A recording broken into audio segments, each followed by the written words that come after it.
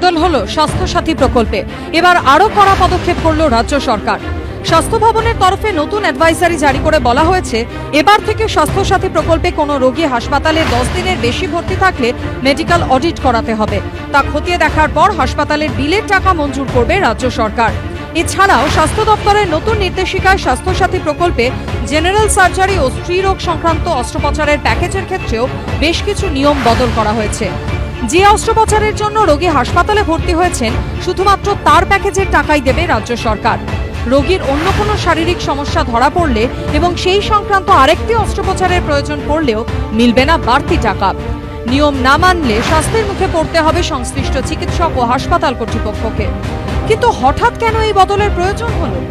স্বাস্থ্য দপ্তর সূত্রে দাবি, বেশ কিছু বেসরকারি হাসপাতাল এবং নার্সিংহোম কর্তৃপক্ষ অসৎ উপায় অবলম্বন করে স্বাস্থ্যসাথী প্রকল্পের টাকা আদায় করছিল বলে অভিযোগ ওঠে। স্বাস্থ্য দপ্তর সূত্রে খবর, এ ধরনের অনিয়ম নজরে আসার পরই নতুন অ্যাডভাইজারি জারি করা হয়েছে।